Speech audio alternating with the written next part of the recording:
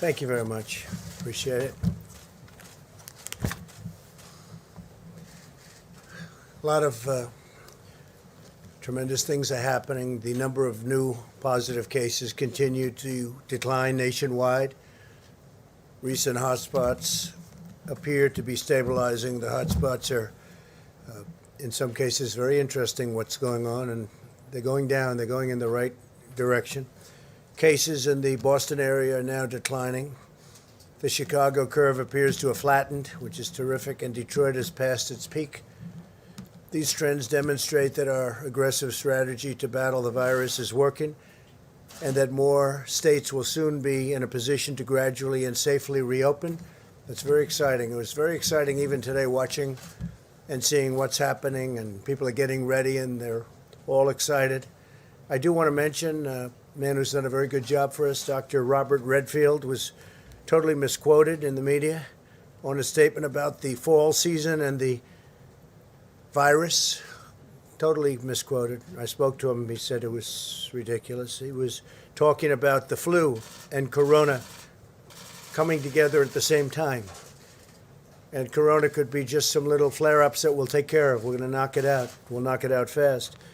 But that's what he was referring to, coming together at the same time. And I think rather than waiting, I'd ask Dr. Redfield to come up and say a couple of words just to straighten that out, because he didn't say it was a big explosion. The headline in the Washington Post was totally inaccurate. The statement wasn't bad in the Post, but the headline was ridiculous, which is, as I say, that's fake news, and CNN is fake news like crazy, and they had just totally the wrong story, which they knew.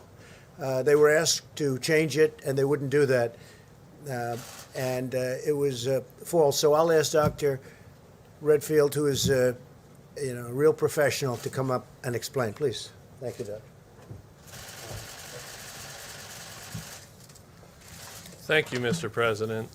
I really do think it's important to clarify this as we build the confidence of the American people.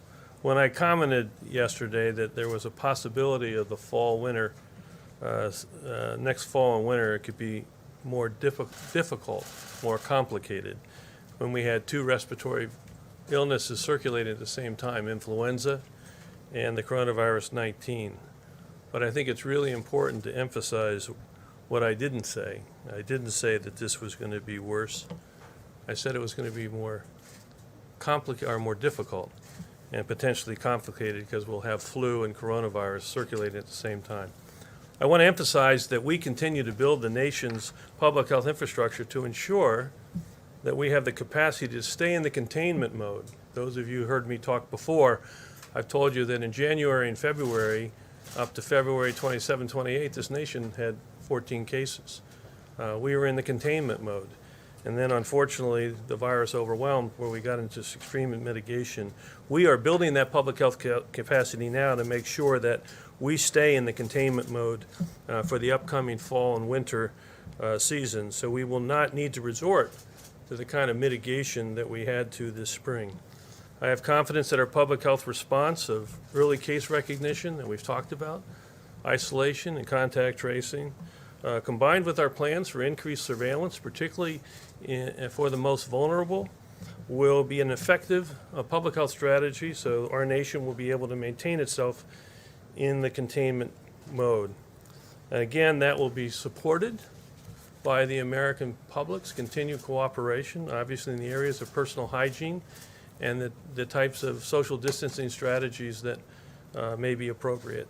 The key to my comments, and the reason that I really wanted to stress them, was to appeal to the American public to embrace the flu vaccine with confidence.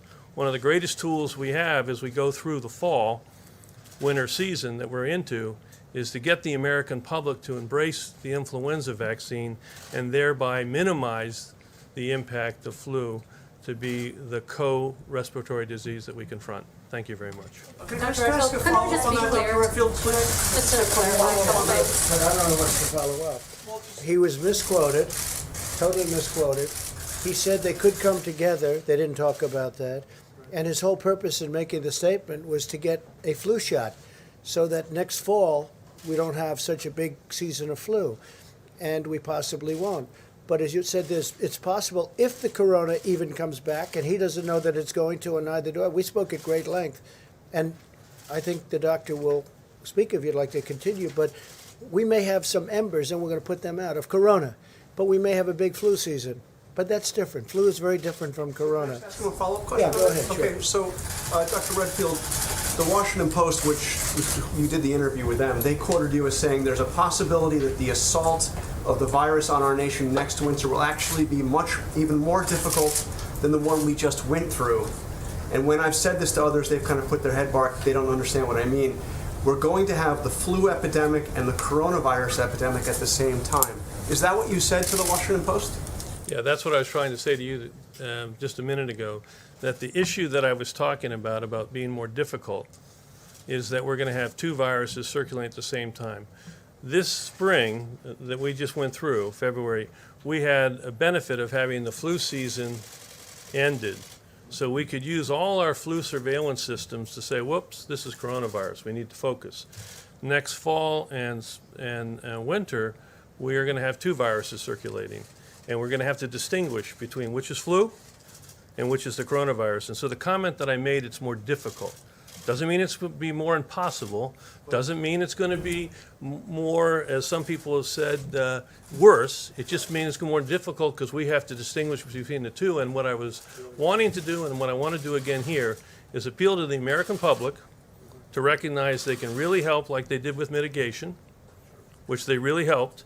I need them to help now to best prepare us by getting the flu vaccine and taking flu out of the picture. But excuse You me. may not even have corona coming back, just so you understand. Doctor, would you like No, to... but I'm sorry, but that quote that I just read was accurate, right, sir? Because that's the quote from the Washington Post. You were accurately quoted, correct? I'm accurately quoted in the Washington Post as difficult. But the headline was What does the headline say? Well, Read the headline. The headline says CDC director warns second wave of coronavirus is likely to be even more devastating. And isn't that That's not correct? what he said. That's not what he said. But if you have the two things The happening, headline doesn't cover... No, I actually think it's actually going to be, I think the American public is going to heed the request to relook at their vaccine hesitancy to vaccine with confidence for flu. And I'm confident that the public health infrastructure that we're putting together now across this country so that we can early case diagnose, isolate, and contact trace, as I say, block and tackle, that system is going to be there, and we're going to be able to contain this virus. Did you Why did you Dr. retweet the article if it was characterization? inaccurate? Doctor, why did you retweet it? You weren't called. So we talked about this yesterday when you asked me this question, and someone I think used the word devastating. And I want to really, again, emphasize to the American public that when we first interacted with this virus for the first time in the February and March timeframe, we didn't have an understanding of its transmissibility, all of its symptoms. We do now. And I think what we are building together when we talk about the public health infrastructure, it is very much working on the surveillance piece. But I think we also know the strength of the American people and their ability to immediately understand how to protect themselves with not touching their face, making sure that they're washing their hands. But the other piece I wanted to talk about, and we mentioned yesterday also, that we have this summer, while we have flu surveillance that we can utilize and syndromic management that we can utilize, we have all of that time to prepare clearly the testing algorithm that you would need in a flu potentially if COVID came back.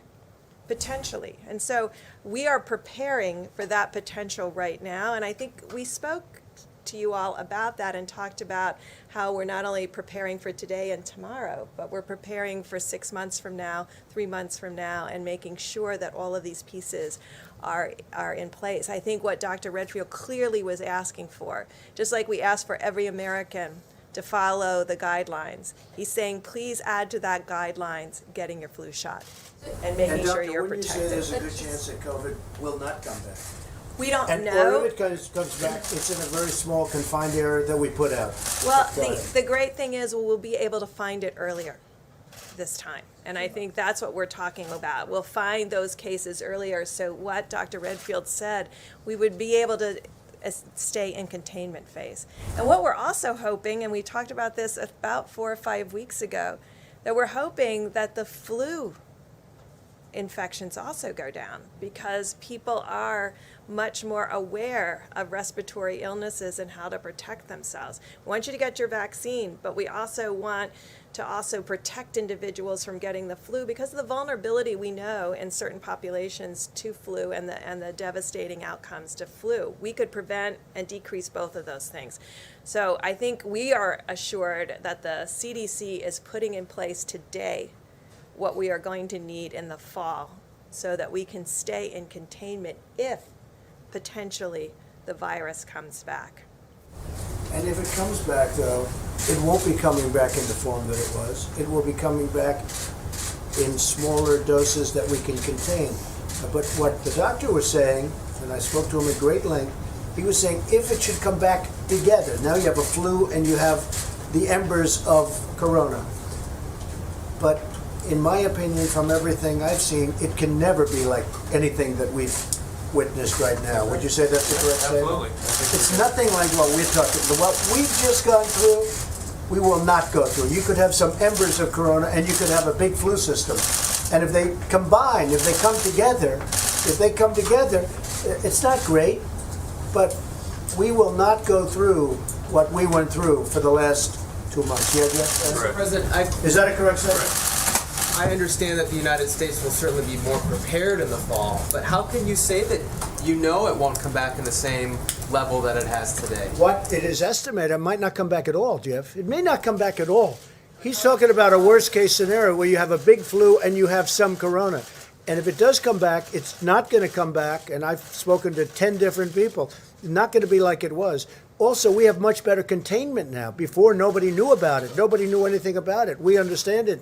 Now, if we have pockets, a little pocket here, then we're going to have it put out. It goes out, and it's going to go out fast. We're going to be watching for it. But it's all possible. It's also possible it doesn't come back at all. I understand the containment, but I don't understand how you know it won't come back on a big scale. I didn't say it's not. I said if it does, it's not going to come back on anything near what we went through. But you could have a mess where they come at the same time. And if they come at the same time, the flu is not the greatest thing in the world, Jeff. It's not the greatest thing either. If they come at the same time, you have them both. But if we have embers of corona coupled with the flu, that's not going to be pleasant, but it's not going to be what we've gone through in any way, shape, or form. Yeah. If you don't think that it's going to come back at the same severity it is right now, why are you still directing that taxpayer dollars to spend on emergency procurement of ventilators, tens of thousands? Because we have to have them for other reasons. Something else could come.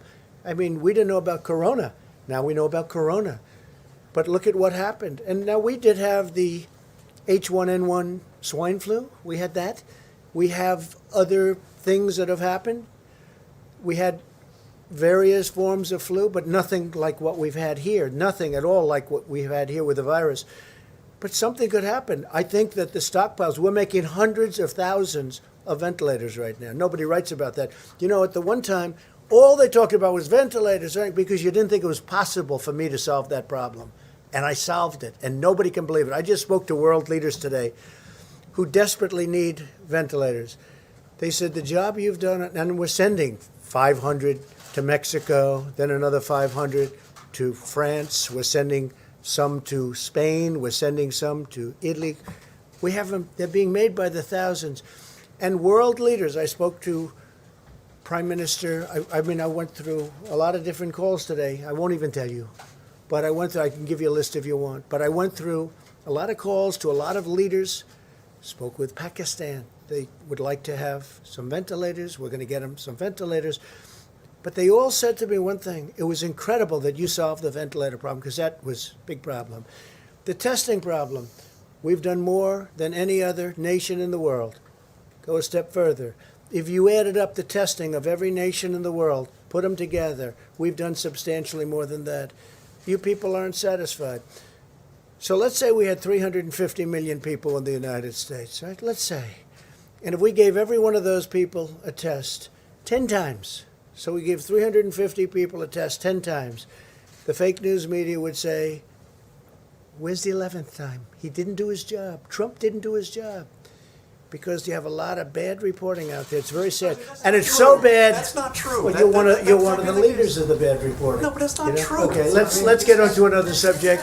I wanted that to be cleared up. If you want, we can get onto it later, but I want the Vice President to speak. But you ought to get the news accurately. You ought to write it. If you take a look at what you wrote about the ventilators, and when we became the king of ventilators, we're making different factories all over, ventilators, by the thousands. In fact, Mike got back from Wisconsin. First thing he did, he called up. I said, how's it going? He said, you're not going to believe. He just saw a plant, a factory, where they're making ventilators. I think I can say the words were unbelievable. He said it was unbelievable when he saw the quality of the equipment, the professionalism, a tremendous number of, how many workers would you say were there? It's over 550. They doubled production and are about to triple production. Nobody thought this could be done. The fake news was very unhappy that it was done. But you guys don't ask me about ventilators Happy? anymore. Who's unhappy that Everybody, ventilators everybody, are being made? Mr. because you President? never mention it. You never mention it. There's no stories. What a great job we've done with ventilators. We're now supplying ventilators all over the world because no other country could have done what we did. And you should say that's a great story. Instead, you say Trump was slow or slow. We were so fast. Plus, we put the ban on so much earlier. When Nancy Pelosi, as an example, you don't say this, when she's having her rally in San Francisco, in Chinatown, in San Francisco, nobody wants to say that. If we didn't, and Dr. Fauci said this, if we didn't close our country to China, we would have been so infected like nobody's ever seen. When you saw the chart, and we were at the top of the list in terms of success, nobody wrote it. I said, where is anybody going to use that chart? Nobody wrote it. In terms of mortality, you saw that. Nobody wrote it. Germany and our country, the most successful in terms of mortality. Nobody wrote it. It would be great if you wrote the truth, but let's get on with it because I want Mike to speak and then we'll take some more questions on the assumption you'd like to, and I think you probably will. It's been encouraging to watch states begin to open up and it really has been. It's a beautiful thing to see as restrictions are lifted.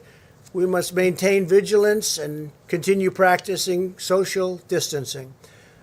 I encourage governors to follow a careful, phased approach, and I want to remind all Americans to adhere to our guidelines, very important. The governors are going to adhere, hopefully, or they're going to do what they think is best. I want them to do what they think is best, but ideally they'll adhere. Wash your hands, avoid close physical contact as much as possible, and wear a face covering when distancing is impractical. There are cases. We've flattened the curve and really made tremendous progress, but we must guard against a dangerous rebound. We don't want a rebound. That's so important. This is what we're just talking about. We don't want a rebound. The doctor doesn't want a rebound. These people definitely don't want a rebound. I don't think you want one, do you? Huh? You, especially. We don't want rebounds after all this death that we've suffered. Not work. I don't view work. I view it death. That was unnecessary. Should have never happened. Should have never left that little area where it started. You know it, and I know it, and they know it. In our all-out war against the virus, we continue to make great strides on testing, famous testing, doing more than anybody else anywhere in the world. Nothing funny about that, John. Most of the governors have never faced a situation like this before, but we're helping them find unused testing capacity within their states. Tremendous testing capacity that the governors, in many cases, didn't know they had. And additional capabilities are coming online every day. We're coming up with new equipment, like the Abbott Laboratories equipment. On-site, 5 minutes, great success. Everybody wants it. But you can only make so many of those machines, so we have many other forms of testing. We have many other machines that do it very quickly and by the millions. Our task force issued its reopening guidelines earlier than April 30th to give governors the time that they needed to develop testing capability and capacity and customize plans for their states, which many of them did. We've had some governors do a fantastic job on testing and on a lot of other things. I spoke, as you know, Governor Cuomo was here. We had a great conversation on testing yesterday, and they're doing a really good job in New York. We're working very closely with each of the states to help them succeed. I spoke earlier today with Governor Newsom, California, and that was all about testing, that conversation. He's been scaling up really well, really good job. And I agreed to help him get some of the critical supplies that California needs to make use of the tremendous capacity that they found. This is a tremendous testing capacity, and I'm going to do it very quickly. He needs certain things. We're going to get that to him very quickly. Now, could he get it himself? Yes, but I can get it faster. He understands that, and he's done a great job. And we're going to have it to him. We're going to have a lot of it to him over the next 2 days, and we're going to beef it up the following week, get him a lot of additional. He's done a really terrific job in California. Some of the governors have done a fantastic job working with us. I told the governor of Georgia, Brian Kemp, that I disagree strongly with his decision to open certain facilities which are in violation of the Phase 1 guidelines for the incredible people of Georgia. They're incredible people. I love those people. They're great. They've been strong, resolute, but at the same time, he must do what he thinks is right. I want him to do what he thinks is right. But I disagree with him on what he's doing, but I want to let the governors do. Now, if I see something totally egregious, totally out of line, I'll do. But I think spas and beauty salons and tattoo parlors and barber shops in Phase 1, we're going to have Phase 2 very soon, is just too soon. I think it's too soon. And I love the people. I love those people that use all of those things, the spas and the beauty parlors and barber shops, tattoo parlors. I love them. But they can wait a little bit longer, just a little bit, not much, because safety has to predominate. We have to have that. So I told the governor very simply that I disagree with his decision, but he has to do what he thinks is right. I'm excited to announce that in the coming weeks, the Air Force Thunderbirds, they're incredible, and the Navy Blue Angels, equally incredible, will be performing air shows over America's major cities and some of the cities that aren't major cities. They're going to be doing a lot of work, a lot of very dangerous flying. It's dangerous. You know the odds when you start going at massive speeds and you're 18 inches away from each other. It's dangerous work. Your son is a great pilot, and I don't know if he can be. Could he be a Thunderbird? I don't know. see. I think he probably could, from what I hear. I don't know if I'd want him to be, because it's incredible what they're able to do, and to sacrifice our front line. What we're doing is we're paying tribute to our front line healthcare workers confronting COVID, and it's really a signal to all Americans to remain vigilant during the outbreak. This is a tribute to them, to our warriors, because they're equal warriors to those incredible pilots and all of the fighters that we have for the more traditional fights that we win, and we win. If we want to win, we always win. Sometimes we don't want to win, so we just go to a standstill. But that's always, that's not the way this country works.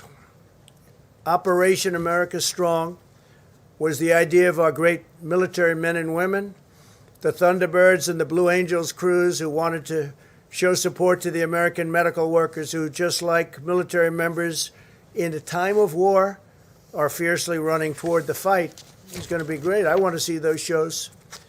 I've seen them many times, and I can't get enough of them. And on July 4th, we'll be doing what we had at the mall, as you know. We're going to be doing it. Last year was a tremendous success, and I would imagine we'll do it. Hopefully, I can use the term forever. That was a great success, as you remember. Even though it was pouring, it was raining so hard. It was raining. That was about as hard as I've seen in a while, but it was an amazing success. Didn't bother the pilots, didn't bother the military, didn't bother the crews that we had there. So we're going to be doing that again on July 4th. Our great military is operating at 100% during this crisis, and thousands of troops are deployed alongside of civilians in the COVID hotspots. As you know, you see them all over. When I spoke with Governor Cuomo, and when I spoke to Gavin Newsom and many of the other governors, they wanted to know if we could have some military help with the medical, and we gave it to them. And in every case, they said fantastic. I mean, just fantastic. New York City, Mayor de Blasio called me to say it was inspiring to watch. He was there when the military came in.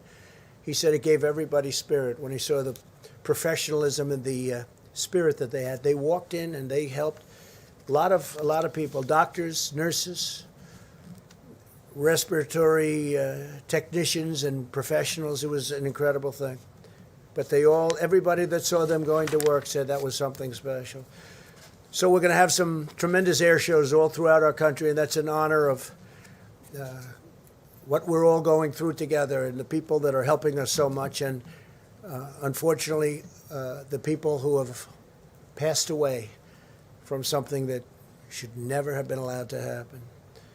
Following around-the-clock negotiations yesterday, the Senate answered my call to replenish the Paycheck Protection Program so that millions of additional American workers can keep getting a paycheck. We just increased it by $310 billion. I urged the House to pass the bill without delay. In our first round of funding, we provided nearly $350 billion, and it went at record speed to American workers and small businesses.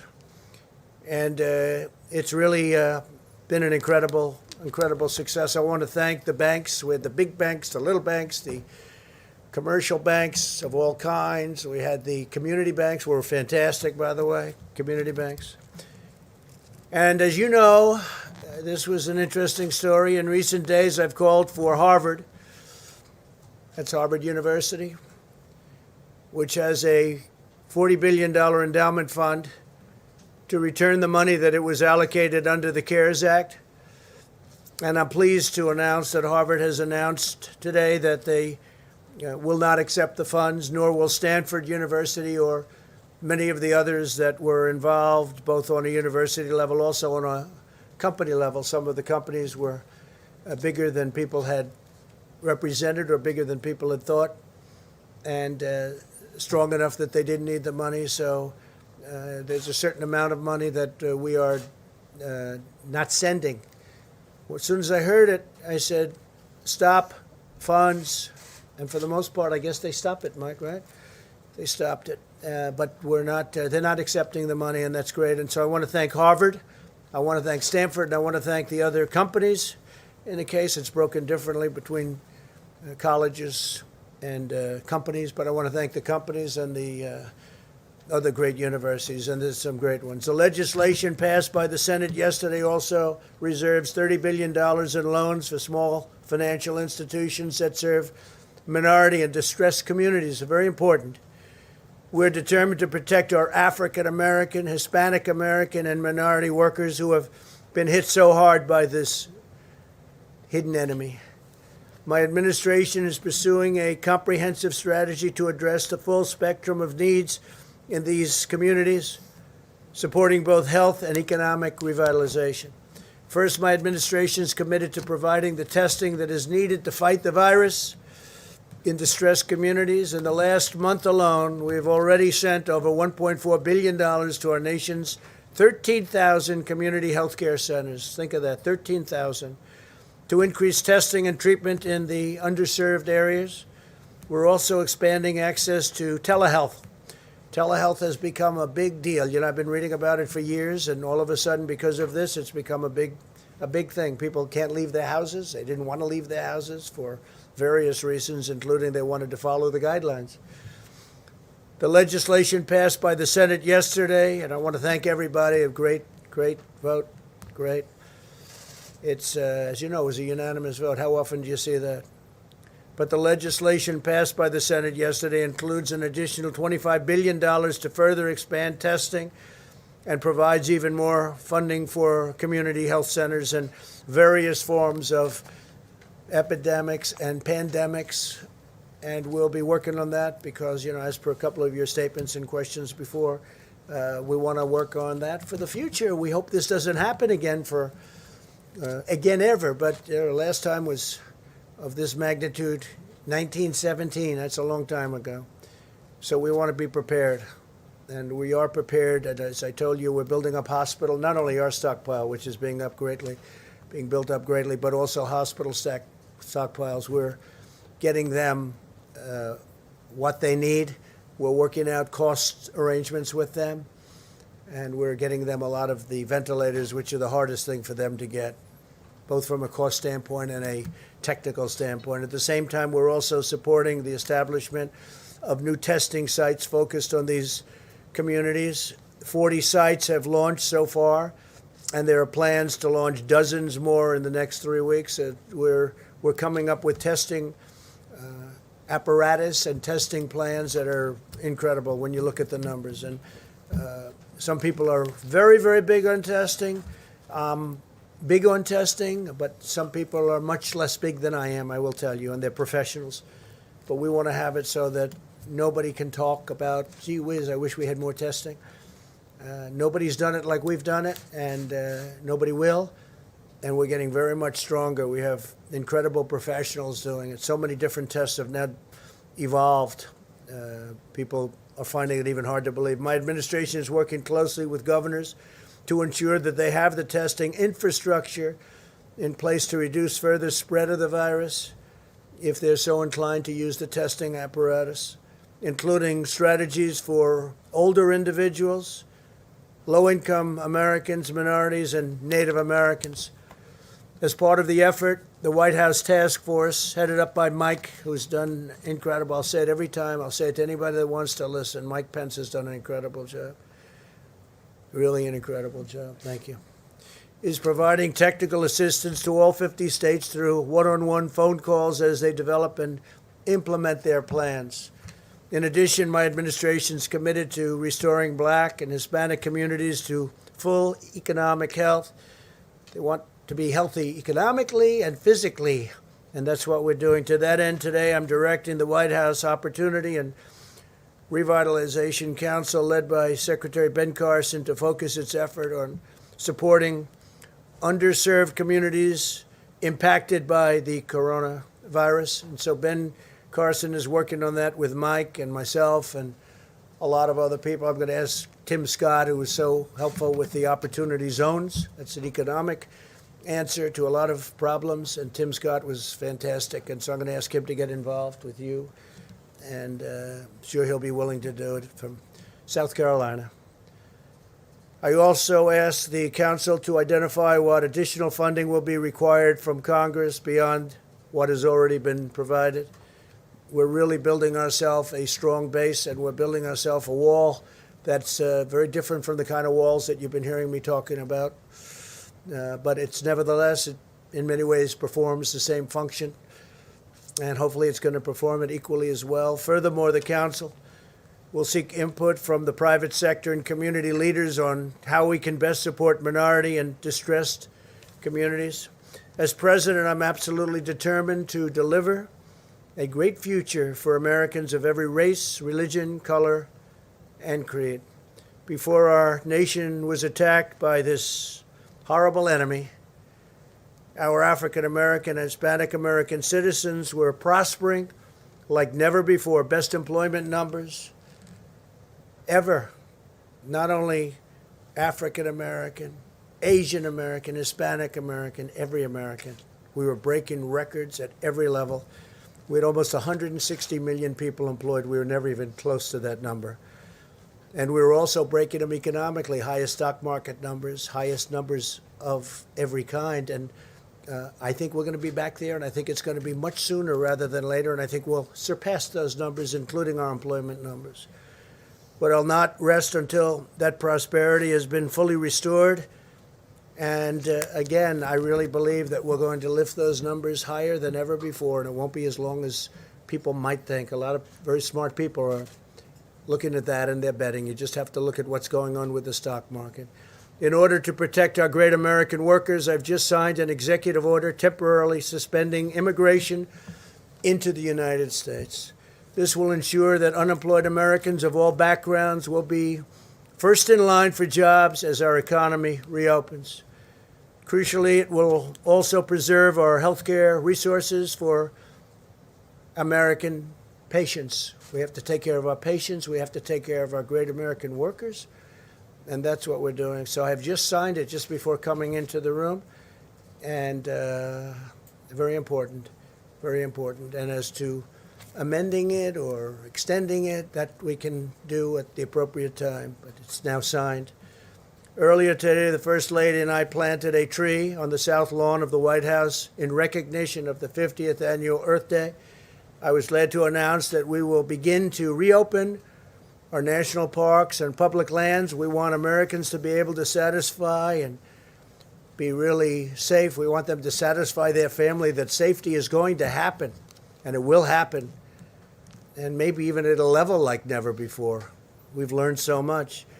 But we want them to enjoy these great national treasures as we continue to take reasonable precautions, and hopefully it'll be just reasonable. My administration has directed more than $7 billion in federal funding to support the development of treatments, diagnostics, and therapies, and that's something, doctors, I hope you can really work on. It's something so powerful and so important. The FDA, the NIH, and industry leaders are establishing master clinical trial protocols to test multiple promising new drugs at the same time, and we're doing a lot of testing right now. More than 1,600 locations across the country have signed up to administer convalescent plasma to patients, infusing them with antibodies of those who have recovered. And when they recover, I said it last time, practically the first thing they say is, I want to give my blood so that I can help other people. They want to give their blood. It's incredible. They're laying in bed. They're still in pretty weakened conditions, and they say, I want to give my blood, and that's happening all the time, isn't it? If you recovered from the coronavirus, I ask you to consider contacting your local blood or plasma donation center to arrange a donation that could potentially save many lives. With love for our nation and loyalty for our fellow citizens, we will safeguard our families, care for our neighbors, heal the sick, protect our workers, and build the future for a country that is the greatest country anywhere in the world, and we're only going to get greater. Thank you very much. Mike Pence, please. Thank you, Mr. President. White House Coronavirus Task Force met today, and despite the fact that there have been more than 843,000 Americans who contracted the coronavirus, and we grieve the loss of more than 47,000 of our countrymen. According to Dr. Birx and her team, we continue to see encouraging signs because the American people have been putting into practice the guidance that's been issued by the President and this task force, and they've been taking to heart the guidance of state and local officials. And Mr. President, as we learned today, we are continuing to see declines in all the major metro areas around the country that have been most impacted. Numbers remain low and steady on the West Coast, in Washington State and in California. The New York metro area, New Jersey, Connecticut, all appear to be past their peak. And as our scientists may reflect in a few moments, we also are seeing the positive rate going down, which is actually even as encouraging as the declining cases. The Detroit metro area appears to be past its peak. The Seattle metro area, as I mentioned, remains stable.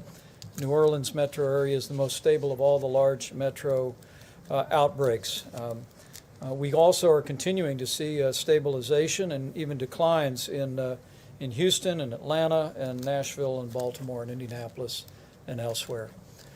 This is a tribute to the American people, to the fact that the American people have taken to heart the guidelines, the social distancing, the personal hygiene, the recommendation that you use the drive-through at a restaurant rather than going in a restaurant and avoiding groups of more than 10. On the President's behalf, on behalf of our entire White House Coronavirus Task Force, we just want to urge all of the American people to continue onward. We all want to reopen America, and we want to reopen our states and our communities as soon as it is safe and responsible to do so. But I want to say to my countrymen, the fastest way to reopen America is to continue to do what you've been doing. It's the fastest way, as President Trump has said many times, to get our country working again is to put the coronavirus in the past. and we are on our way to doing just that. You know, for early on, the President called forth not only the full power of the federal government, but he called forth the full weight of the American economy. And I had the privilege yesterday to travel to Madison, Wisconsin, and see American industry and American workers at their very best. And I want to thank the GE Healthcare team in Wisconsin, as well as the union machinists that I spent time with all day yesterday. It was extraordinary. Mr. President, earlier this month, you used the Defense Production Act to ensure that supplies could flow to GE and General Motors and Ford and other companies that were prepared to repurpose manufacturing lines and hire new workers to construct ventilators. And at this particular plant, they literally have, the union sat down, the machinist union sat down, and in less than 1 week negotiated a new contract with GE Healthcare that allowed them to begin to bring in workers from around the country. They doubled their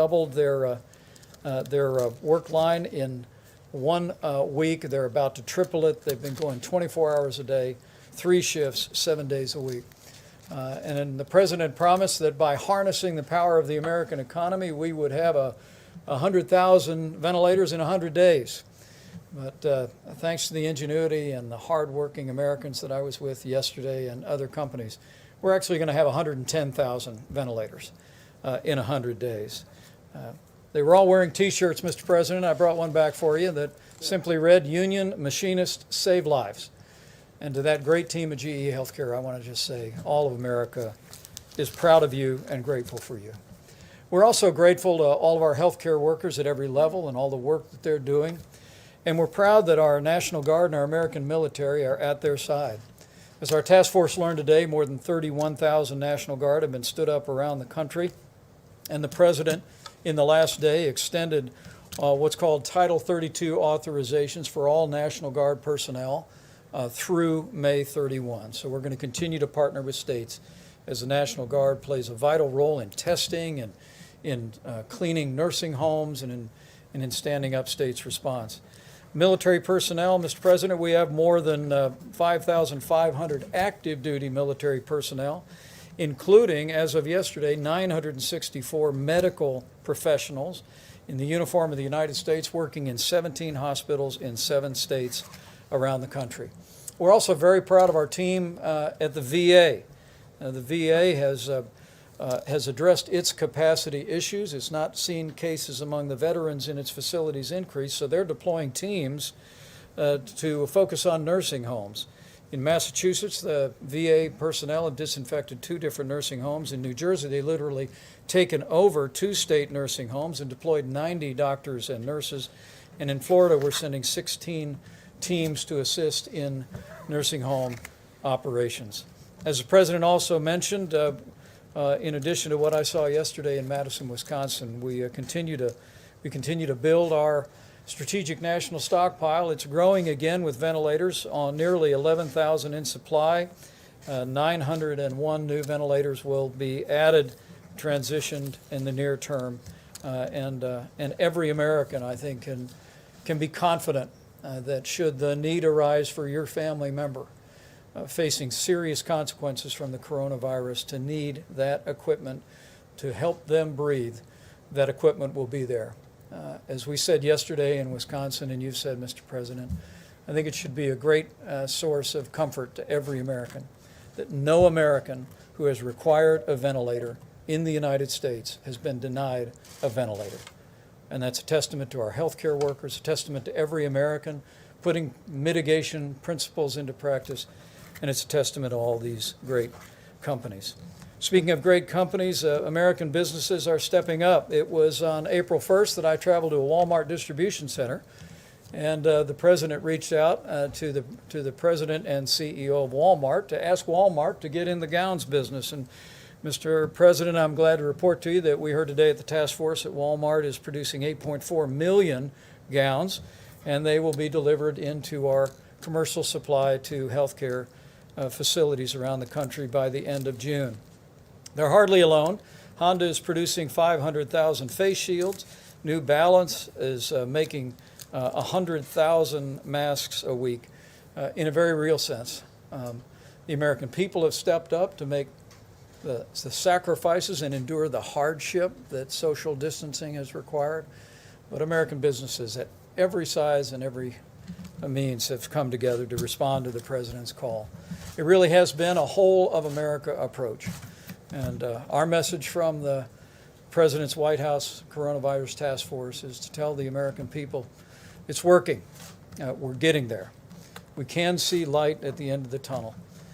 We can see the day that we can reopen and put America back to work. But it's going to take all of us continuing to make the sacrifices necessary to practice those disciplines to get us to a place where we can reopen safely and confidently. With that, Mr. President, I'll call Dr. Fauci up for his reflections, and we'll move on.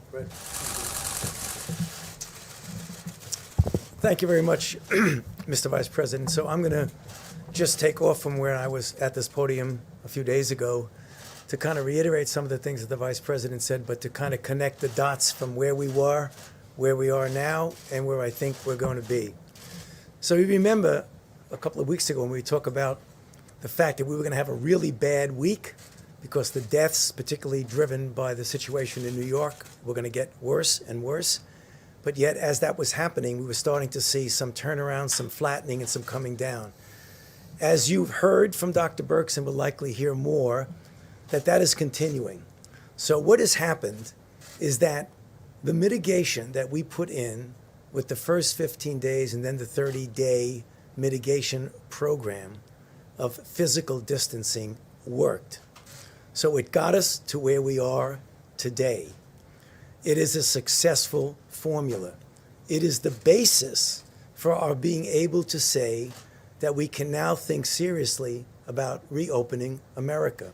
And for that reason, we put together a carefully thought out and I believe well delineated and described program for opening up America again. And you know what it is. It's the guidelines that we announced a few days ago. Those very guidelines are based on a version of the successful formula that got us to where we are. So what I'm trying to say is that the program is not one that is going to be turn the lights on in America, we've finished. We're not.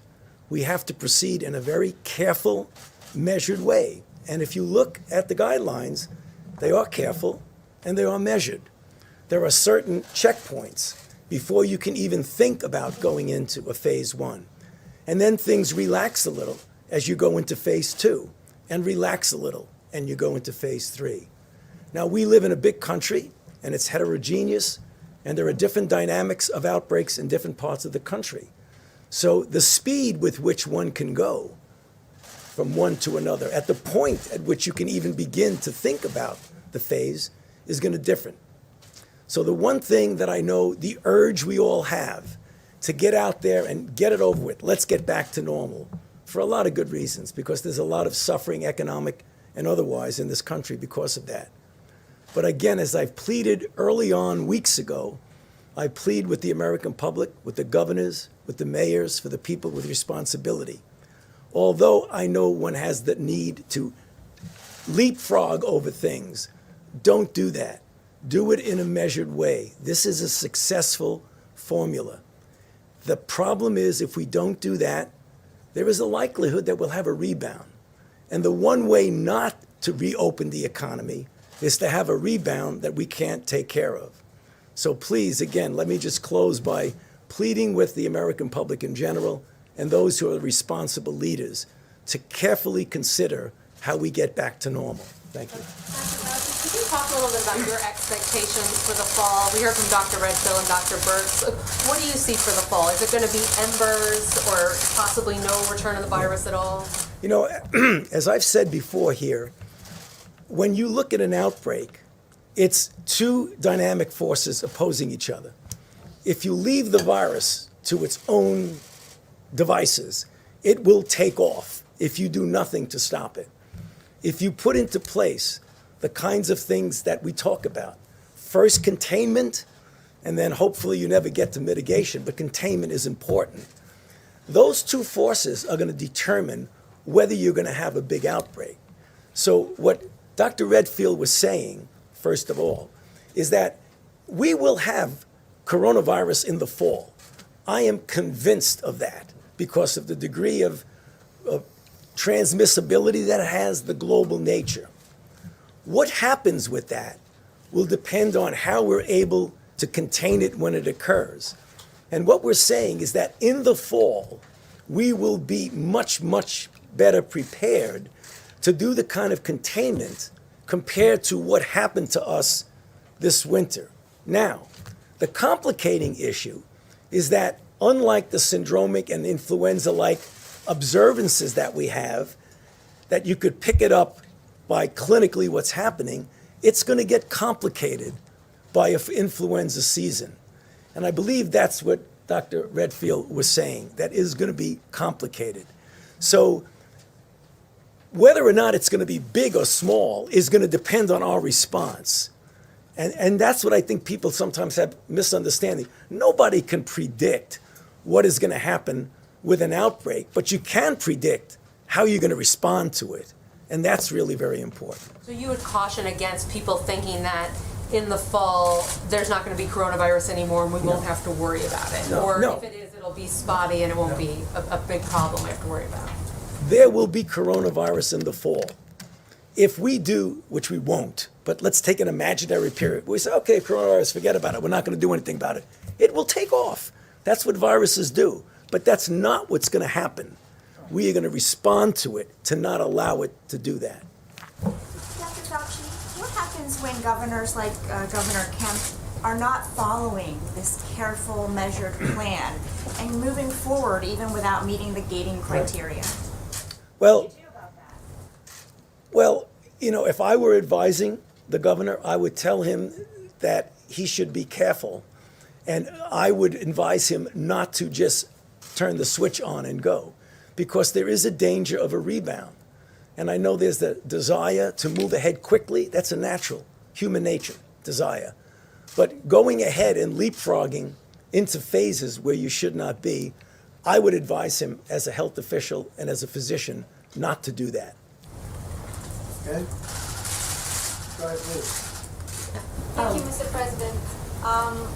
Can you please give some details about the executive order? I know that the White House has just released a document. I haven't had a chance to Well, we review can it. talk about that later. It's an executive order on immigration. We want Americans to have the jobs. We want Americans to have the health care. We want to take care of our citizens first. We have to. It's a very powerful order. It's for 60 days. At the end of 60 days, or maybe even during 60 days, I'll extend it or not, and I'll maybe change it. I might modify it. Yes? Exemptions for immigrants who are already here, Mr. President? Yeah, go ahead, please. Immigrants who are already here in the country or immigrants abroad who already effectively have a green card trying to get into the country, and healthcare We're workers. talking about immigrants that are trying to get in, and we're talking about people, and also, by the way, people that are coming in illegally. Now, as you know, because you've seen the numbers, our border, our southern border, is very, very tight. It hasn't been this tight in years.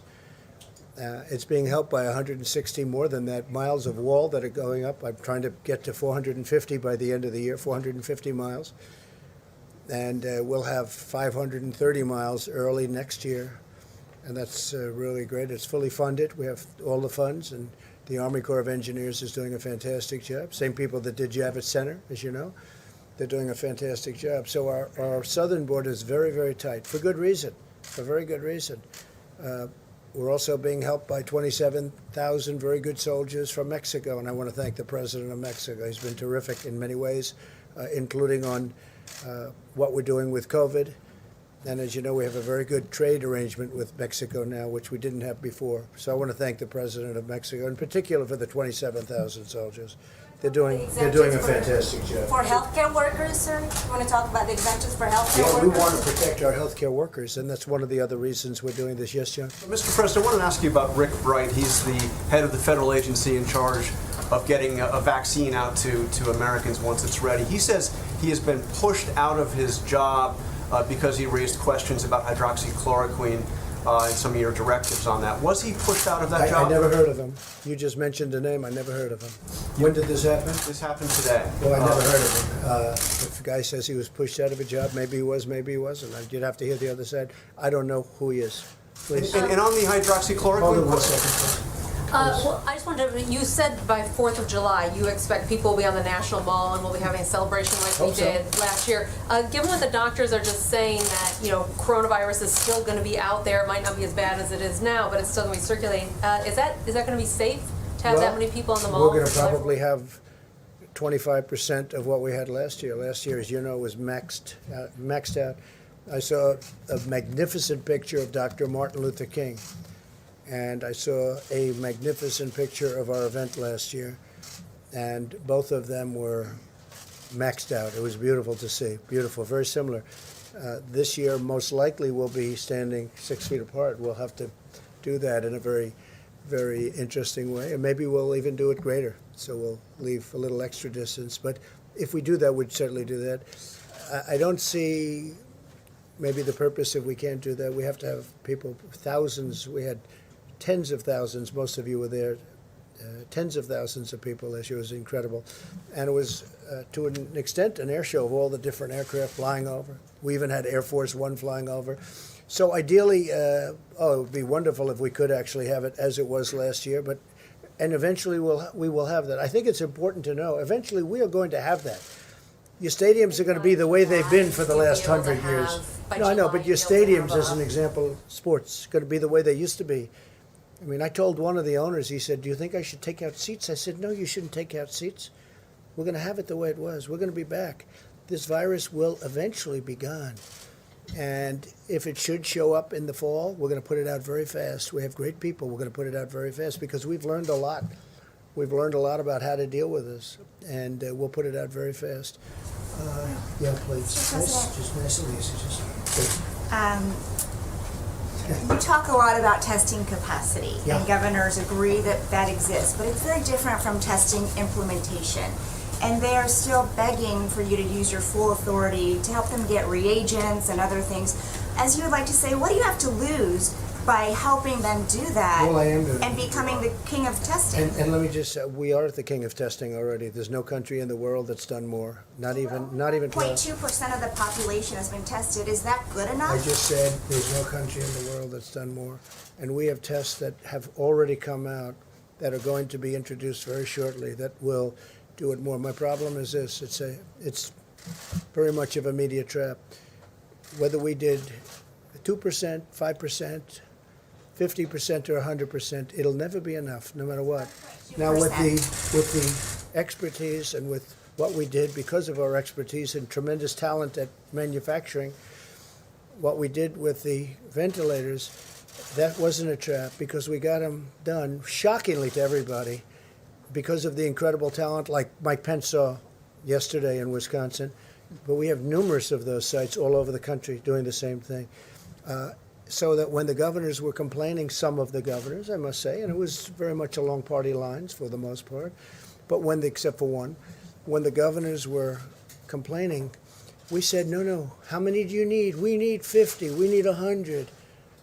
One governor asked for many, many, many thousands, and it turned out they didn't need that, and that's good. We got them, and nobody that needed a ventilator, you know this, and we went through this with the governors, that needed a ventilator didn't get a ventilator. That was an incredible achievement. With testing, it's a little different. It's much easier than ventilators. It's like 2%. But, for instance, the swabs are coming in by the millions. They're coming in, literally coming in by the millions. Totally ordered. We wanted the highest quality. We could have gotten a much lesser quality. We didn't want to do that. We got the highest quality. But testing, it's like no matter how well you do, you can always say more. With the ventilators, they either have them or they don't. In fact, we went to one meeting. Who wants a ventilator? One governor said, "We'd like 25. 25, you got them. Who else?" Nobody spoke up. That was 4 weeks ago. So that was great. The problem with the testing is, and I said, if we test 350 million people, you'll say, no, we want them to have a second test or a third test or a fourth test. Not everybody believes as strongly as some people in testing. Some people want to do testing because they think it's impossible for us to fulfill that goal. That's easy compared to ventilators, as I've said. But we have a tremendous testing capability, better than anybody in the world right now. And every day it's growing, and it's growing very substantially. These doctors are very talented people. They've seen testing all their lives. They've never seen anything like we've been able to do. So we're going to give everybody what they want with the testing. But again, testing, and I've said it from the beginning, the actual test has to be administered locally. You can't do from Washington or faraway locations federal testing nearly as well as you can where you have a governor, he has mayors, and they have representatives, and they know the back of a Walmart. Put it in the parking lot in the back of a Walmart, or put it in a certain location in different states. They're doing it beautifully. It's working beautifully. The relationship I have with the governors, and Mike has, and we all have with the governors, I would say other than one or two, but even them, they don't complain. They're not complaining. So we're doing tremendous testing. And ultimately, we're doing more testing, I think, than probably any of the governors even want. Okay, please, Jennifer. Back on the immigration EO, can you say, is it just for green cards, for green card holders? Or Green cards, we're is it also for subject. people seeking temporary work visas? It's subject to change. We have some people coming in, for instance, helping the farmers. We want to have the farmers take care. They've been coming for years and years, and they're helping our farmers, and they've been coming in for years. We don't want to do, the border's been turned off a number of times over the years. And you know what happened? Our farmers all went out of business. They were out of business. They couldn't farm. We're taking care of our farmers. Nobody ever took care of farmers like I take care of farmers, including the $19 billion that we're dispersing to farmers because of some very good things that happened. Subject to change because some of your advisors are saying there could be a problem with it, or subject to change No, because just you want it to might be extend? modified. It could be modified next week, in 2 weeks. It could be modified in 2 months. No, we may modify it as we go along. But right now we have a very powerful immigration ban, but it could be modified, meaning made tougher or made less tough. We don't want to hurt our businesses, and we don't want to hurt our farmers. Very important. Can I ask you about your conversation with Governor Kemp? What did he say to you when you said you strongly disagreed with him? And for gym owners and tattoo parlor artists and barbers in Atlanta and Georgia generally, would you advise them to listen to you and not to their governor? Look, I'd like them to listen to their governors, all of their governors. I have the right to do if I wanted to clamp it down, but I have respect for our governors. They know what they're doing. I think, and as you know, Brian Kemp, governor of Georgia, I worked very hard for his election. He beat their superstar. He beat the superstar of their party. I think you can say I helped a lot. Michelle Obama, Barack Obama, Oprah Winfrey, they all went in. They campaigned for him very, very hard. And he lost. He also was way down in a primary and he ended up winning a primary after I came out and endorsed him. So a lot of good things, and there's a lot of good feeling between myself and Brian Kemp. I like him a lot. I happen to disagree with him only in time and timing. I disagree. When you have spas, beauty parlors, and I love these people. I know the people from spas and beauty parlors, tattoo parlors, bikers for Trump, a lot of tattoos. I love them. I love these people. And barbershops. These are great people. But you know what? Maybe you wait a little bit longer till you get into a phase 2. So do I agree with him? No. But I respect him, and I will let him make his decision. Would I do that? No. I'd keep him a little longer. I want to protect people's lives. But I'm going to let him make his decision. But I told him I totally disagree. Okay. Thank you, Mr. President. The Vice President, in his remarks, was talking about the federal efforts that have been undertaken as it relates to nursing facilities. And as you both know, they've been just so incredibly hard hit, just tragic. Over 10,000 COVID-19 deaths so far. The industry says that they're struggling as it relates to testing. Can you commit to increasing testing at the nursing facilities Yeah, well, across we're our doing country? that automatically. I mean, that's almost common sense, but we're doing that automatically. I mean, you look at the state of Washington. That was our first glimpse of it. They got hit so horribly in that nursing home. It seemed like everybody was from a particular nursing home. So we knew immediately that was going to be a problem, and we're doing that 100%. We're taking very special care of our nursing homes and our seniors, other than me. Other than me. Nobody wants to take care of me. But other than me, we're taking care of our seniors. Another Yeah, area. please, Mike, go ahead. Thank you, Mr. President. No, it's just an enormously important question. And we want to thank the American people who have been putting off visits to their grandmothers and grandfathers and moms and dads. It's tough. I'm going to be in Indiana next week, and I'm not going to go see my mom.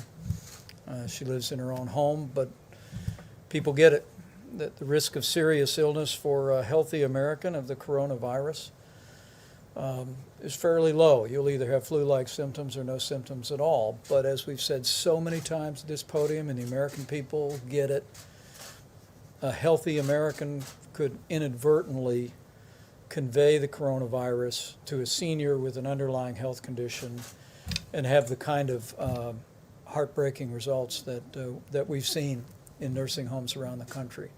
It's the reason why from early on the President took decisive action to raise the infectious disease standards at every nursing home in America. He deployed all 8,000 of our inspectors, the Center for Medicare and Medicaid Services, to dedicate all of their time to ensuring compliance with those new higher standards. We've spoken about nursing home issues with governors around the country, and frankly, there are governors around the country that have done remarkable work with nursing homes. You mentioned Governor Brian Kemp. He actually used the National Guard in Georgia. He deployed them to nursing homes to do cleaning and to disinfect areas of those nursing homes, and it's tremendous service. But to your point about testing, if you look carefully at the guidelines, or Open Up America again, you will see that in phase 1, the level of testing that we contemplate is first that we want to be able to test anyone who has the symptoms that may be coronavirus and be able to test them quickly. Secondly, we want to do the kind of contact tracing, and Dr. Redfield and his team are deploying CDC teams in every state in America to be able to find out everyone that that person has been in contact with and test them. But if you look right underneath that, what we're directing states to do is be prepared to deploy testing resources first and foremost to nursing homes and long-term care facilities so that we can monitor any potential outbreak of the coronavirus among the most vulnerable population. Thanks to the leadership of our Surgeon General, as the President announced today, we're also going to be deploying testing resources to vulnerable communities, to underserved communities. The CDC released new preliminary data on the impact, particularly on African American communities in this country, and it's the reason why part of our phase 1 recommendation is that we deploy testing resources into those communities that are described by the doctors as socially vulnerable.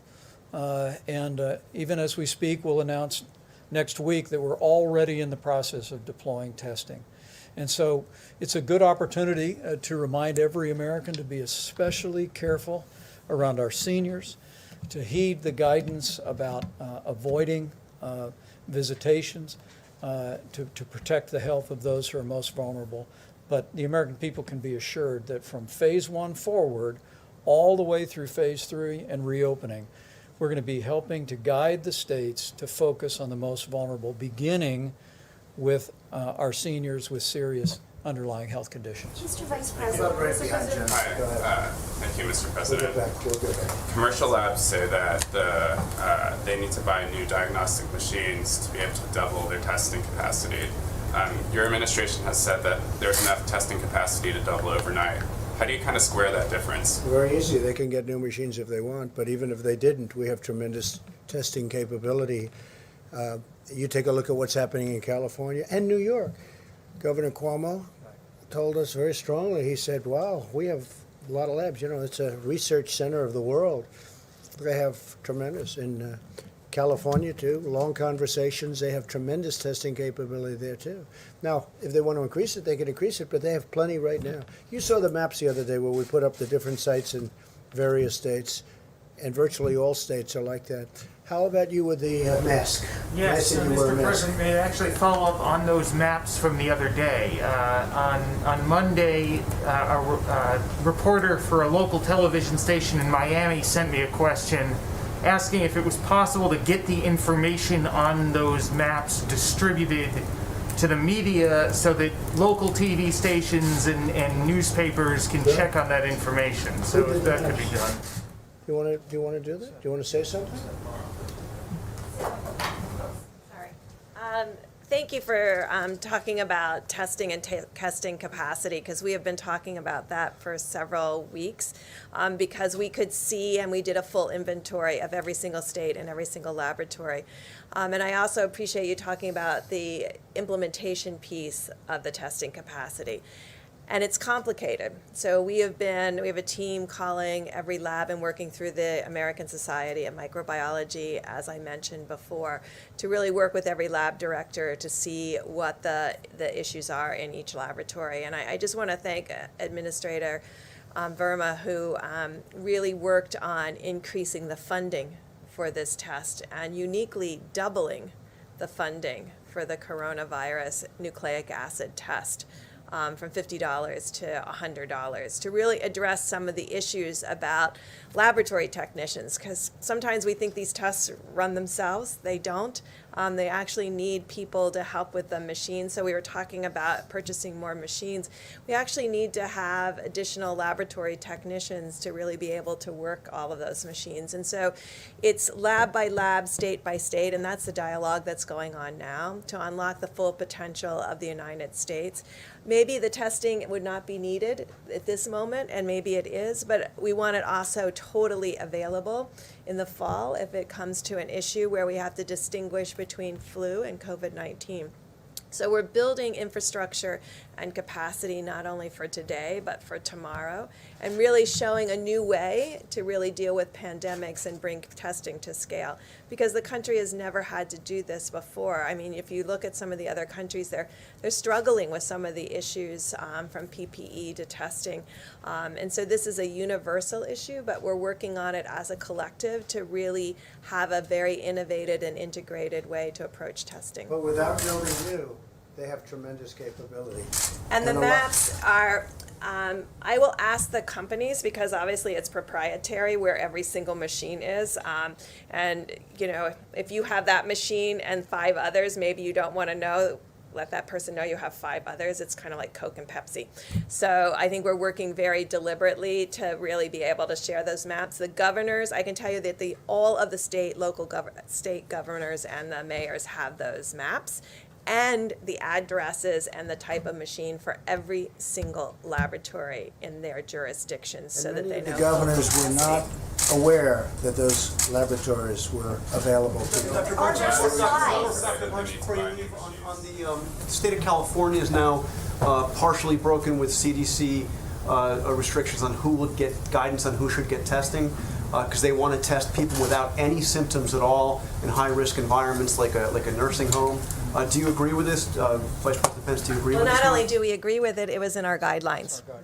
That was fundamental to our guidelines, and I think we were the first group that said testing asymptomatics will be key. We've always said that we think that's a significant contribution to infections, and we went to the places where we thought it was most critical to find cases the earliest, and so that is where we have asked states in the guidelines to start with nursing home, indigenous peoples, and people in underserved areas in cities to really ensure that we're monitoring for any type, because we know the asymptomatic piece may be the tip of the iceberg, in fact, be the iceberg underneath the surface. And so if you're only seeing cases, maybe this.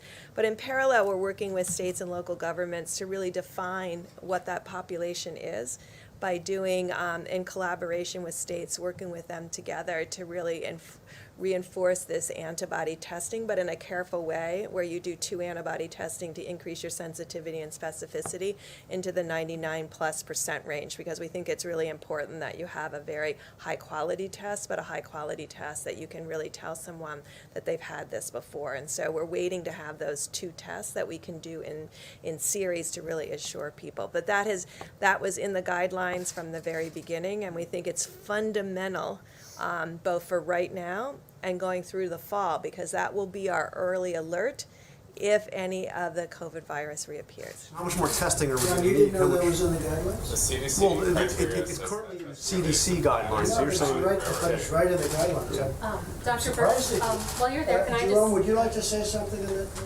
Please. Thank you, Mr. President. And I just want to reiterate to everyone that the task force and the administration have a commitment to protecting vulnerable people. And that includes in the area of testing. We've had the opportunity to talk to many different groups, and we hear that testing is absolutely a concern.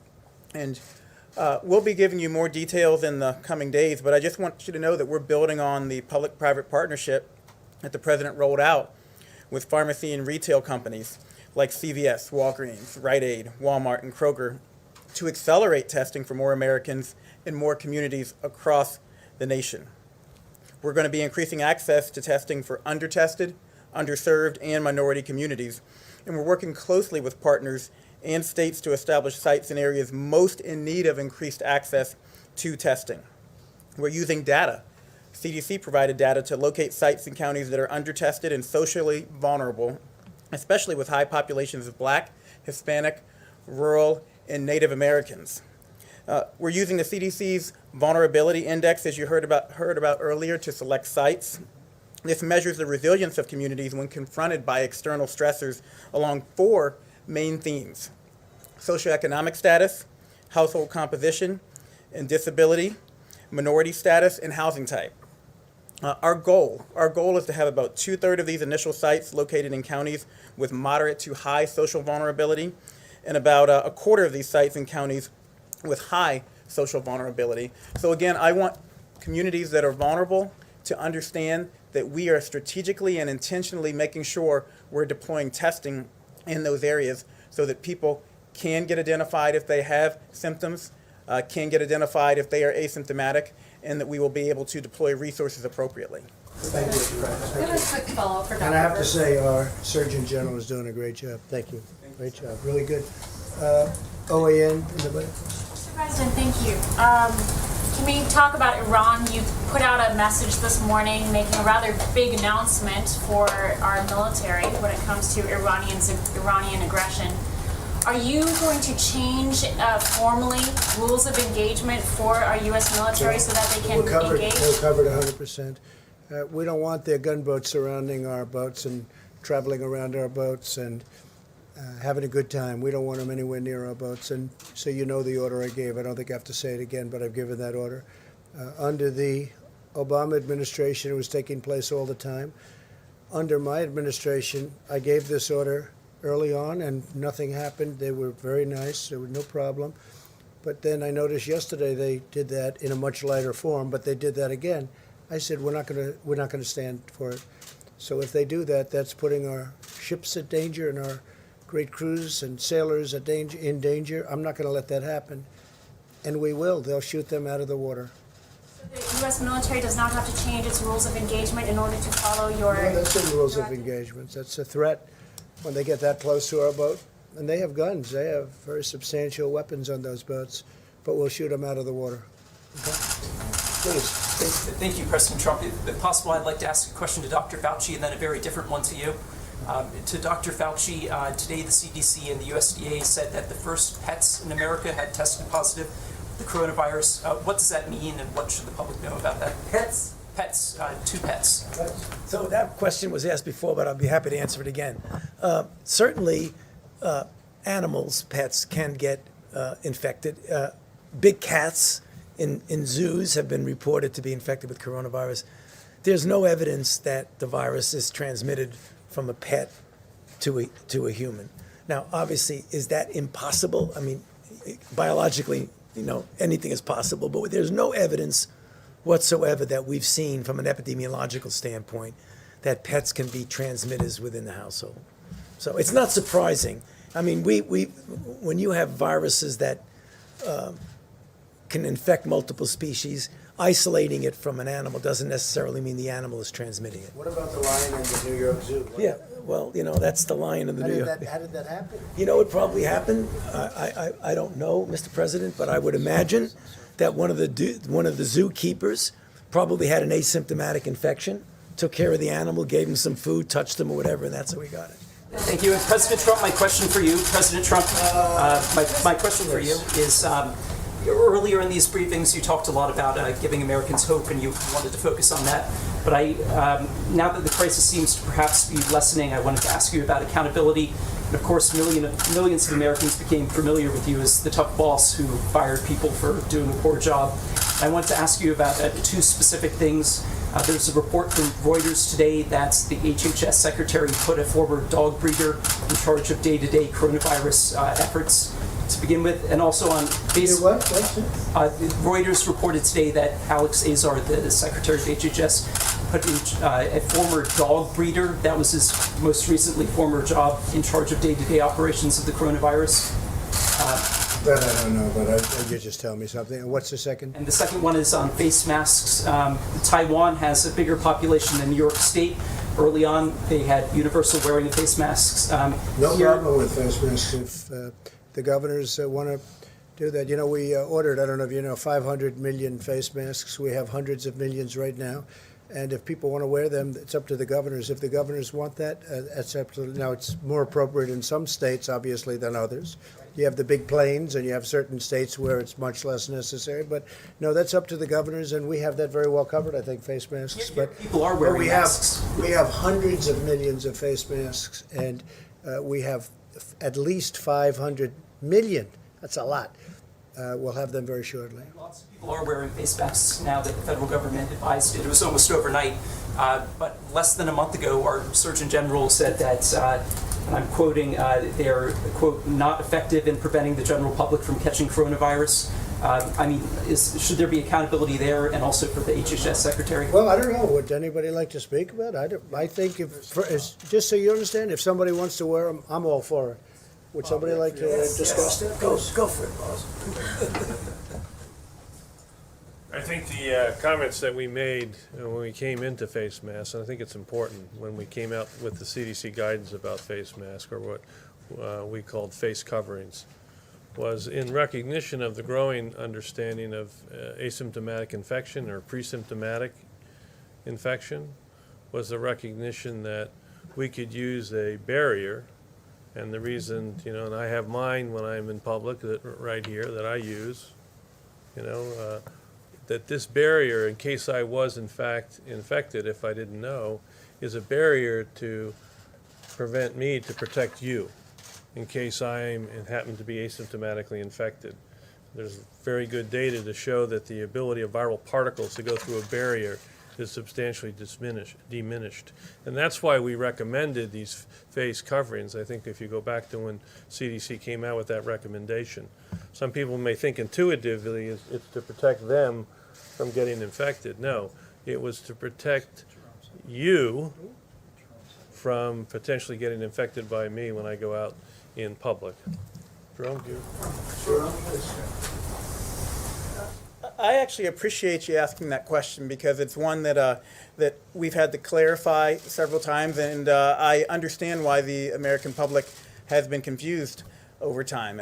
As Dr. Redfield mentioned, initially we said, based on CDC, World Health Organization, and most other major public health organizations, that the public needed to know that these masks were not effective or shown to be effective in preventing you, if you wear a mask, from catching coronavirus. Another important thing to remember is the context of those statements was a run on medical masks, on N95 masks, and our healthcare workers were at risk. What's changed? What's changed is we found out that unlike past viruses that are spread through the respiratory route, a significant proportion of coronavirus cases can be traced back to asymptomatic spread. So, the task force deliberated this. We've always told you that we will look at the facts and we will give people recommendations based on the best available evidence at the time. And once we saw that asymptomatic spread, we said, well, masks still aren't effective, and from our point of view, at preventing you from catching coronavirus in a significant way. But we've always told people that they should wear masks if they know they have symptoms, to prevent them from spreading to other people. Well, now that we know about 25 to 50% of people are spreading asymptomatically, we suggested people wear cloth facial coverings to prevent asymptomatic spread. You wear your mask to protect me. I wear my mask, and Dr. Redfield mentioned it. I've got my mask. I believe I have mine on me, Bob. I carry mine around with me, too. I wear my mask to protect you. we're 6 feet away, which is why I'm not wearing my mask to protect you now, and we also all have been tested. So that's why I'm not wearing mine now. Yeah, but I'm right next to you. Well, I'll put mine on if you want me to, sir. But again, important to know that if you're going to wear a mask, it's not a substitute for social distancing. Still, social distancing is the number one thing you can do. Number two, it's important to know that you should practice good hand hygiene and not touch your face, because you still could touch a surface and bring disease to your face. And number three, this is the most important, it's just as important, please save the medical mask, the N95s for the healthcare workers, because the cloth facial coverings are effective, as far as we know right now, based on the best available evidence, at preventing you from spreading disease to other people. So no inconsistency there. It's just the recommendation changed because the information changed, and that's what you want from your public health leaders. And the argument made that you knew about asymptomatic transmission at the time that you said that, and that you were essentially misleading the public so that they Well, would...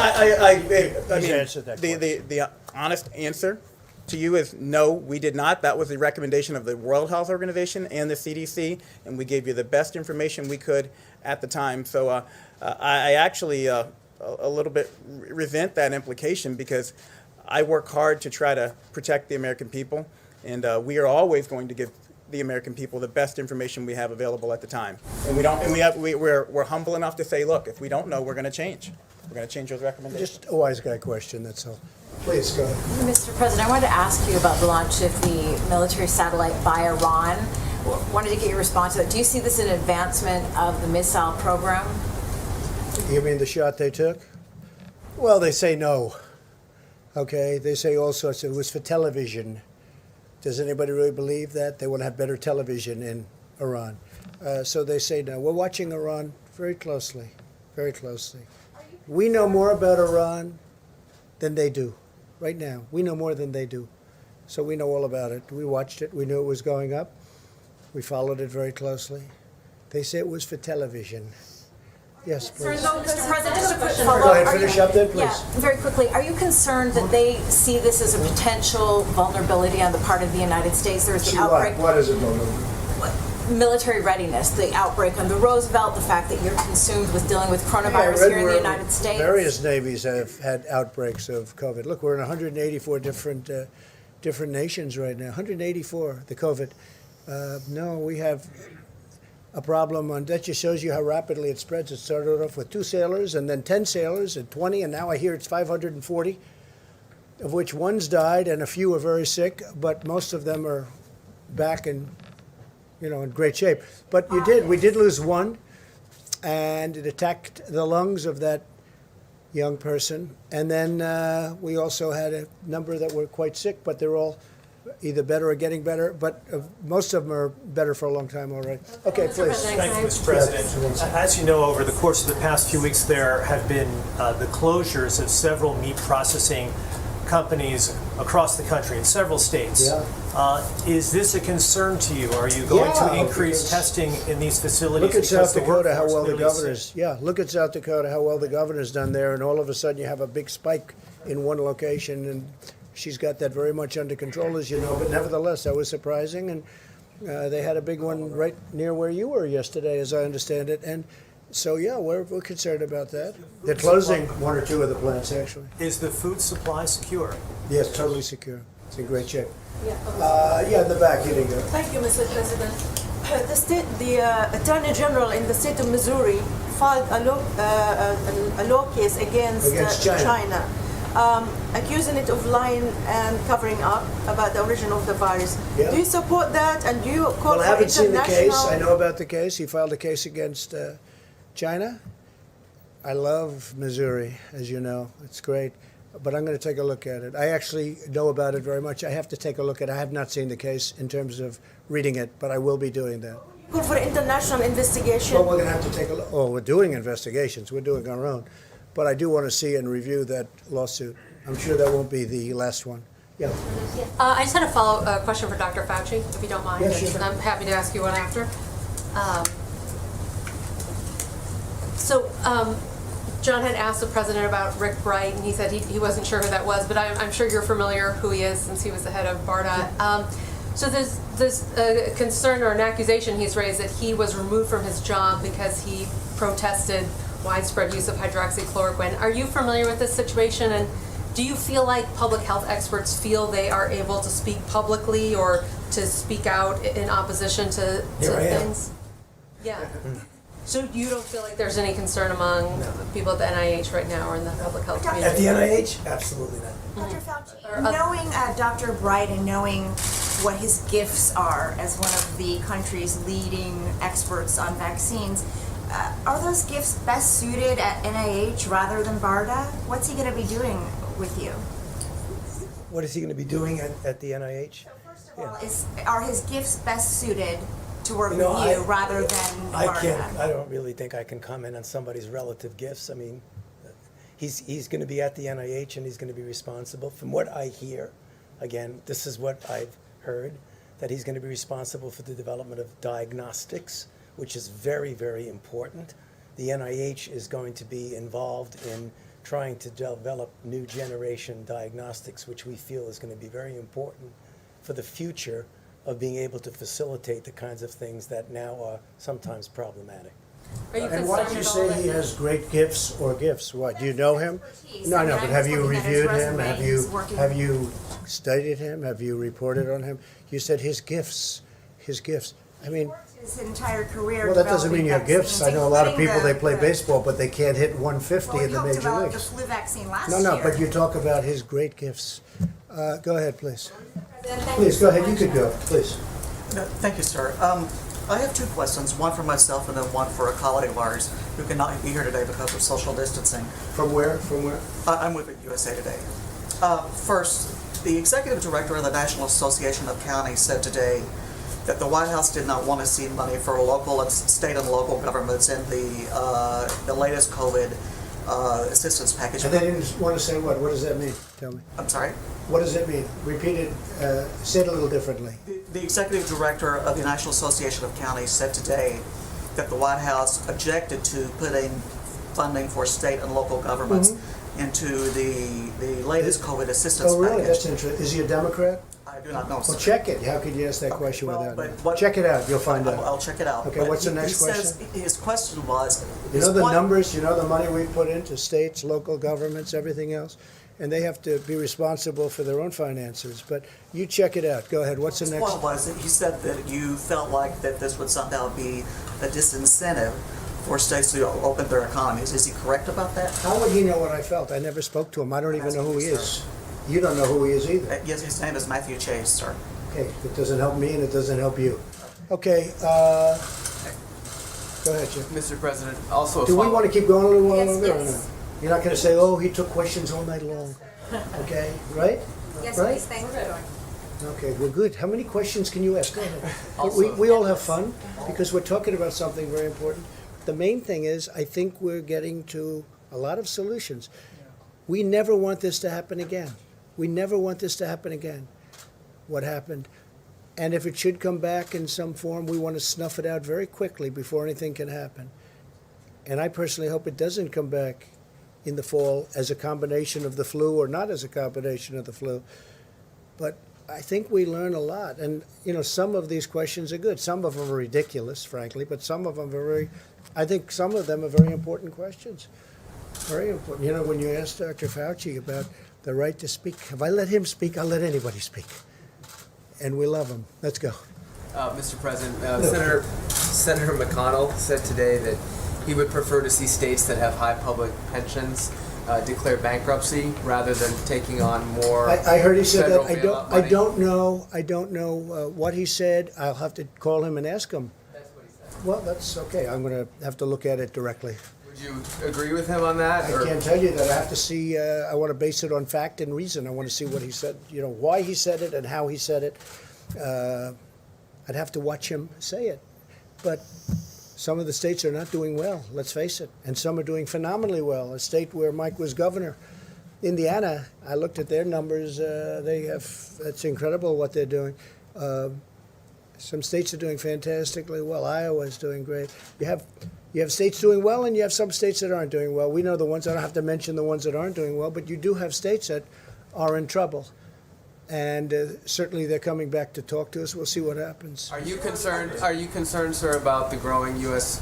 national debt as a result of these stimulus Well, we had no packages. choice. Do we have a choice? Yeah, I'm always concerned about everything. We had to fix this problem. We were attacked. This was an attack. This wasn't just, oh, gee. And this wasn't the flu, by the way. You know, they like to say the flu. Nobody's ever seen anything like this. 1917 was the last time. We were attacked. We had the greatest economy in the history of the world. We had the greatest economy, better than China, better than any place. They will tell you that. I dealt with them for a long time, and they will tell we had the greatest economy, and we built it in the last 3 years, 3.5 years, we built it. And then one day they came and they said, you have to close it. I said, you got to be, these people right here, they said, you have to, they came into my office, into the Oval Office, and they said, we have to close the economy. I said, let's explain this. Explain this to me. The greatest ever in history, and we had to close it. Now we're going to open it again, and we're going to be just as strong or stronger. But you have to spend some money to get it back open. We saved our airlines. We just, as you know, finished up with the airlines. We saved numerous companies that are great companies that 2 months ago were having the best year they've ever had. Now all of a sudden they're totally shut out of markets. There was a great spirit today. You know, the fact is some of the governors are opening up their states. And I saw it, I feel it. I don't know if you folks feel it. I feel it. There was a great spirit today. I don't know, the stock market was up today, I guess. It was up quite a bit when I just walked out here. And I will say, I feel much different today than I did 2 or 3 days ago. And I think the world does. We spoke to a lot of leaders. The world feels that we're really leading a path of optimism. European Union's having a lot of difficulty. You know, you take a look at what's going on with the European Union. It's having tremendous difficulty. But we're going to be back, and we're going to be back stronger than ever. We're going to be at a level, I think, that everybody's going to be and they do. They look up to us. They want to know, what are we doing? What are we doing with therapeutics? What are we doing with vaccines? We're going to have those answers, too. We're going to have them. Just like we took care of ventilators, just like we're taking care of, and already, as we said 100 times, we had more testing than any nation in the world. We had more testing than all of those nations put together that we mentioned the other day, all of them put together. And we're going to be, within 2 weeks, at a level that nobody's ever even seen before. They've never seen where we are right now. You don't have to build new machines. You don't have to build new labs. We already have them. But some of the labs are even upgrading to be able to double and triple their capacity in one case. Now, we're at a level that nobody's ever been. We're going to be bigger, better, and stronger than ever before. So I'm not concerned about that. Thank you very much. Would you change your mind if Dr. Tedros was replaced? Dr. Burks?